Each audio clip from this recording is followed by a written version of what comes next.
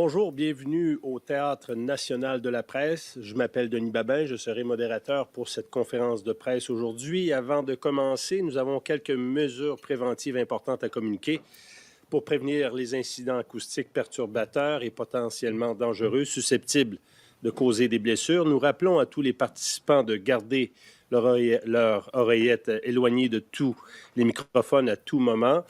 When you're not using your earpiece, please place it face down on the middle of the sticker for this purpose that you will find on the table. Please consult the cards on the table for guidelines to prevent audio feedback incidents. Ces mesures sont en place afin de protéger la santé et la sécurité de tous les participants, y compris les interprètes, et que nous puissions exercer nos activités sans interruption. Merci à tous pour votre coopération. For today's press conference, the Canadian Youth Climate Assembly calls on Parliament to uphold Canada's international climate commitments following the tabling of Budget 2025. Des membres de l'Assemblée, auxquels se joint entre autres la sénatrice Mary Cole, rendent public aujourd'hui le rapport et les recommandations de l'Assemblée. Senator Cole, the floor is yours. Thank you. Good morning. Bonjour, and welcome to all here in attendance. I'm Mary Coyle, a senator from Antigonish, Nova Scotia. Before we start, I want to ask you to join me in acknowledging that we're meeting today on the lands of the Algonquin Anishinaabe Nation. I'm joined today with three members of the Canadian Youth Climate Assembly, Ajit Balasundram from Prince Edward Island, Hallie Robinson from Ontario, and Stéphanie Belzile from Alberta. I'm also joined by Jasmine Kay, the chair of the Canadian Youth Climate Assembly, and Letitia Ama Dewo, executive director of Environmental Leadership Canada. We're here to discuss and celebrate the official launch of the Canadian Youth Climate Assembly's report and recommendations for parliamentarians. I am co-chair of Senators for Climate Solutions with Senator Jim Quinn. We are a big tent group, modeled on the UK House of Lords Peers for the Planet Climate Organization. We bring together, inform, and support Canadian senators who want to find effective solutions to climate change. Our focus has been on equipping ourselves with evidence-based knowledge in order to better inform our roles as legislators. That's our main job. We have more than 60 members with representation from across the country and throughout the Senate chamber. Senators for Climate Solutions is proud to have played a role in convening the Canadian Youth Climate Assembly in collaboration with Environmental Leadership Canada and Mass LBP this past summer and fall. This report's recommendations come at an important time. Budget 2025 has just been released with an emphasis on training the next generation, building their skills, creating more jobs, and with massive investments in energy projects. Building a resilient future for our country is critical. Ensuring youth voices help shape policy that will impact their lives is imperative. That is why we're here today. You will hear more about those recommendations shortly from the youth directly. For some background, having convened virtually this summer and in Ottawa this September, the Canadian Youth Climate Assembly is the first national Canadian Citizens Assembly on climate, and it's the first of its kind in the world designed specifically for young adults. Over 5 days of meetings, September 21st to September 17th to the 21st, 33 young Canadians aged 18 to 25, representing every province, territory, and region of our country, were selected by Civic Lottery out of 700 applicants to reflect the country's diversity.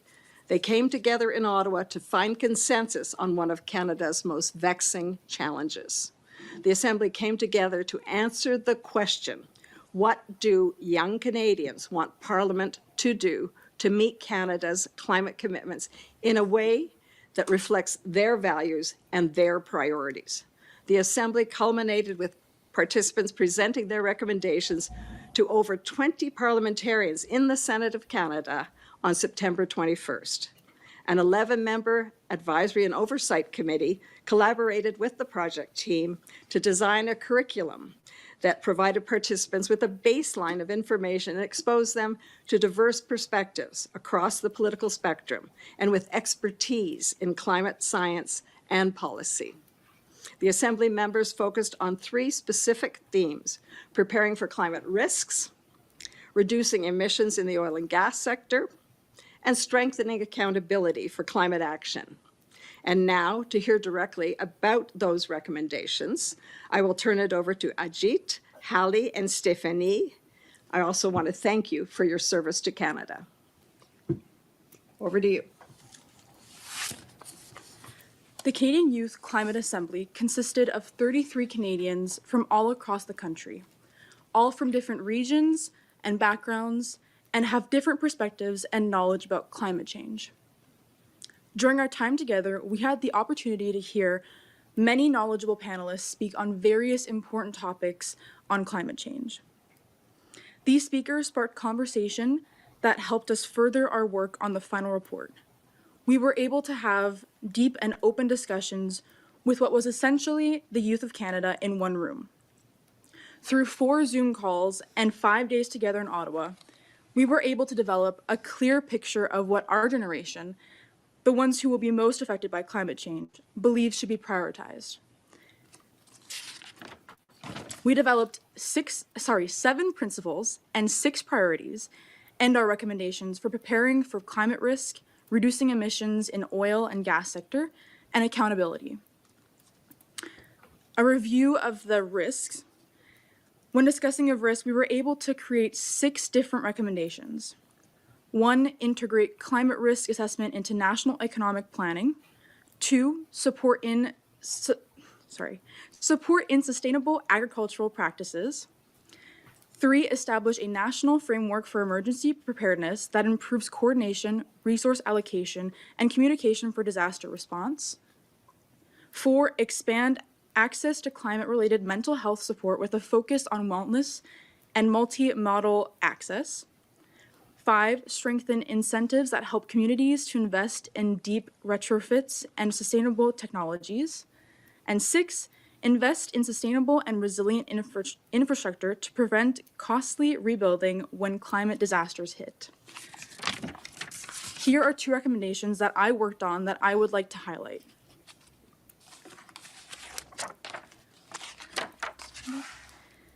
We urge parliamentarians to invest in the creation of a national standard and a federally led intergovernmental agency to ensure federal, provincial, territorial, local, and Indigenous governments and nations collaborate to maximize the efficiency of communication, resource allocation, and initiatives to prepare for and respond to emergencies and disasters. Now, this would link to the principle of collaboration and the priority of education and literacy and awareness that we highlighted in our priorities and principles. The second recommendation that I like to highlight is we urge parliamentarians to mandate and support the provision of continued and long-term mental health resources across provinces and territories so that all Canadians can access care from climate-induced trauma, distress, and duress. We want to see an emphasis on community wellness and making resources available virtually and in person to allow all Canadians to stay connected. Such resources include hotlines, call and text, for individuals struggling due to the effects of climate change, websites with related resources, and support groups where people can share their own experiences.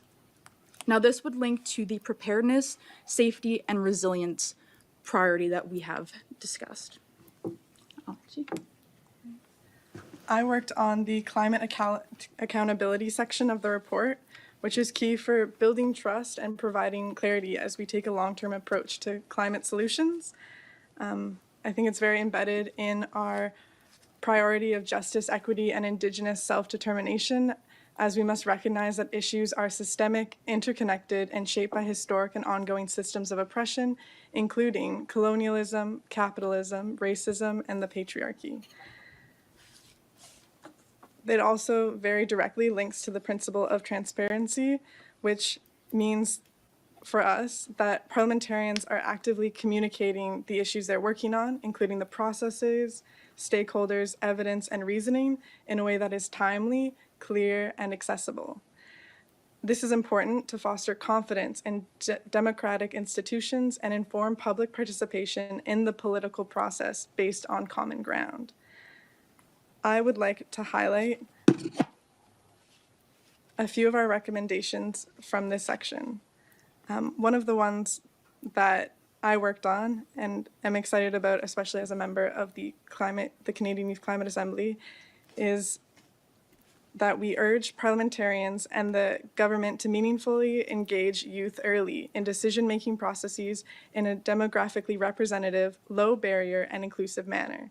This will build policies that reflect the perspectives of young people living in Canada, reduce systemic barriers, and contribute to a resilient democracy. I'd also like to highlight, especially in regards to the theme of justice, equity, and Indigenous self-determination, our fifth recommendation. We urge parliamentarians to ensure that Indigenous nations are engaged equitably and have decision-making power throughout the development of all major projects in a manner consistent with the United Nations Declaration on the Rights of Indigenous Peoples Act. This is important because the empowerment of Indigenous nations is climate action. And finally, I would like to highlight one more on disclosures. Our seventh recommendation of this section, we urge parliamentarians to require large corporations, high-emitting industries, and the public sector to disclose all their greenhouse gas emissions, Scope 1, 2, and 3, in a publicly accessible manner to increase transparency and accountability. Thank you, Hallie. I helped work on the set of recommendations on reducing emissions in the oil and gas sector. And I just wanted to highlight a couple of those recommendations from the 9 that we created. So we urge parliamentarians to review existing regulations to ensure that the government reduces subsidies to the oil and gas sector and require remaining subsidies on meeting set greenhouse gas emissions targets. Recommendation number 6 was we urge parliamentarians to expand and develop programs that incentivize the creation of sustainable, decent jobs that include living wages, safe conditions, job protections, and benefits in all territories and provinces. So when writing all these recommendations, and I think especially these 2 that I highlighted, one of the principles that helped shape these recommendations was that of systems thinking. As a kind of quick summary, systems thinking means that we acknowledge the historical and ongoing structures that have, created the current crisis that we're in, and recognize and act on all of the systems and sectors that are affected by both the crises and our proposed solutions. So where do we go from here? What do we want parliamentarians to do? What do we want, journalists like you to do? Share the word, get this report out there. But for parliamentarians, we want them to take action and recognize what this report means. We hope that when parliamentarians read our report, they can remind themselves of the effects that their decisions will have in the very long term, beyond electoral cycles for the next 7 generations. As Stephanie and Senator Coyle explained, the process of putting together this assembly, this report, the recommendations ensured that this was a process of diversity, deliberation, and consensus, meaning that this report truly represents youth, the next generation, from all of Canada. Obviously, we want all our reports to be, passed as a bill by the end of the day, but at the very least, we want parliamentarians to understand that this report is what young Canadians want for this country, the direction that we want Canada to go in. This is our thoughts and opinions. This is what we want. And parliamentarians cannot represent us without at least acknowledging, accepting, and acting on that fact. Thank you. Thank you, everyone, especially to the 3 members of the Canadian Youth Climate Assembly. Hi, everyone. My name is Jasmine Kay. I'm a director with MASS LBP, led by people. MASS has been around for more than 17 years, and its mission is to strengthen democracy by inviting people into conversations about policies that shape their lives. We've built a practice around designing and hosting citizens' assemblies. Citizens' assemblies are long-form deliberative processes that bring together a randomly selected, representative group of everyday people to tackle complex public issues. Participants learn from subject matter experts and one another, engaging in dialogue that fosters mutual understanding and helps them find common ground. The goal is to develop consensus-based recommendations for public bodies. Citizens' assemblies are especially well suited to addressing contentious or wicked problems that demand values-driven discussion and decision-making. So the work of this assembly, as you've heard, was guided by the question of what do young Canadians want Parliament to do to meet Canada's climate commitments in ways that reflect their values and priorities. The members of the assembly were selected through a civic lottery from a pool of more than 700 young people, all aged 18 to 25, who put up their hand to volunteer for the opportunity. A civic lottery is a sortition-based recruitment method that selects people in a fair and representative way. Characteristics of a civic lottery include random invitation, voluntary response, and a representative selection. The goal of the lottery is to ensure that ordinary people, not just the most vocal, not the most politically engaged, have an equal chance to participate in these processes. The 33 members of the Canadian Youth Climate Assembly started as strangers in early August, and today released its report that contains 23 recommendations. As you heard, this is the first Citizens' Assembly on climate change in Canada, and one of the first in the world for this age group. It joins a body of more than 170 climate assemblies around the world. Some of these assemblies have helped break political deadlocks on climate action, have promoted a more aware and politically confident citizenry, and have helped increase the legitimacy and public acceptance of social action on climate change.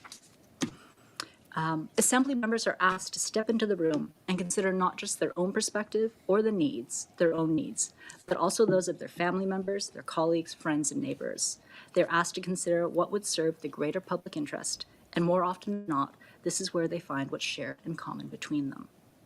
So an assembly isn't about opinions and partisan politics. It is a process that seeks to build empathy and understanding between people, to build bridges rather than to burn them. Assemblies build trust among its members, but also between members and policymakers, or whomever the commissioning body is. Members come to better understand the position and different considerations that policymakers hold, and policymakers come to understand that the public can be trusted and is capable of delivering cogent, useful advice. Thank you. Thank you so much, Jasmine, and also the youth and Senator Coyle. This project, of course, would not be possible without the support of the Roberg Foundation, Trottier Family Foundation, and also Catherine Donnelly Foundation. So I thought maybe I can start off with that. My name is Letitia Amadiawu, and I am the Executive Director of Environmental Leadership Canada. You know, our aim, I was going to use the word very simple, but maybe not so simple, but our aim is really to build a new generation of leaders to tackle climate, the issues that we have around climate, and also to boost the capacity of everyday Canadians. And there are multiple ways we do that. One of the ways is through our internship program. So we have the municipal internship program, and we also have the parliamentary internship program as well. And we do a number of events, panels, speaking engagements, as well as another way of sort of tackling some of these issues together. It's been a real privilege and an honor, to be quite honest with you, to witness you young folks take on the leadership of this work and really come together with some incredible recommendations that I think, you know, as Senator Mary Coyle said, we are happy to sort of take that charge with you together and to look at how, you know, we can push our parliamentarians. And I love what you said around, you know, we wish the bill could be passed today, of course, right now, if that was possible. But we know that the work ahead is quite long, and we are excited and honored to really be working with you on this work, and also honored to be working with Mass as well. The the assembly itself is something that is fairly new to us, but is a process that was really, really important for this climate assembly, and we're just really honored to be a part of this work. So we look forward to continue on this work. The report is out. We hope that everyone will get a chance to review the report and to engage with this report in ways that they see fit within their own communities as well. So I'll leave it there. Thank you very much. So usually this is the time when, reporters ask questions. Since there's no one in the room and no one online, this marks the end of the press conference. right. So I would like to thank you, Senator Cole, everyone. Thank you for coming. All right. Thank you. Thank you. Yeah, it's always good to remain strong on the environment. I hope you enjoyed this. We're going to be bringing more, and like I said, we're hoping to get better. I want to have this in vertical and in long form at the same time. Right now, I just don't have the equipment to make that possible, unless I pre-record. I hope you give us a like and a follow, share our content. We appreciate your support. Thanks. Have a good afternoon. Bye-bye.